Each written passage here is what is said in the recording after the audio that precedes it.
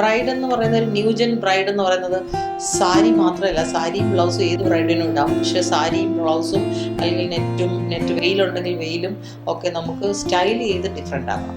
അപ്പോൾ ആ സ്റ്റൈലിങ്ങിലാണ് മിലൻ ഇപ്പോൾ കോൺസെൻട്രേറ്റ് ചെയ്ത് നമ്മുടെ പുതിയ ഫാഷൻ ആവണം. കാഞ്ചീപുരം ബ്രൈഡൽ സെഗ്മെൻറ്റിൽ കാഞ്ചീപുരം എല്ലാ ബ്രൈഡ്സും റെഡ്, മറൂണ്, അങ്ങനത്തെ കളറ്, പിങ്ക്, അങ്ങനത്തെ കളറ് ബ്രൈഡൽ സാരി ഉടുത്തിരുന്ന കാലത്തും മിലനാണ് ആദ്യമായി പേസ്റ്റൽ കളേഴ്സ് പരീക്ഷിച്ചത്.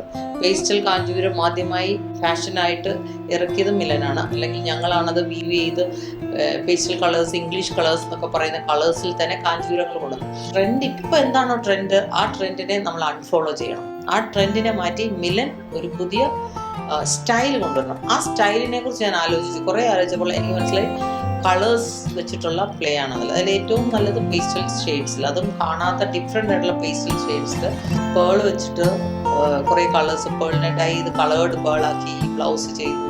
സോ അതുകൊണ്ട് തന്നെ ഞാൻ അതിനെ വെച്ച് ഉള്ള സ്റ്റൈലിങ് ചെയ്തു. സോ അങ്ങനെയാണ് നമ്മൾ ഈ ഒരു തീമിലേക്ക് തന്നെ എത്തുന്നത്. ഈ വർഷത്തെ ഒരു ബ്രൈഡൽ സാരീസ് എന്ന് പറയുന്നത് നമ്മൾക്കത് 100% എൻ്റെ മനസ്സിലത് ട്രെൻഡ് ആവും, അല്ലെങ്കിൽ അതാണ് ഫാഷൻ ഇനി നമുക്ക് ആക്കേണ്ടതെന്ന് തോന്നിയാൽ ഉറപ്പായിട്ടും മിലൻ അത് ചെയ്യും.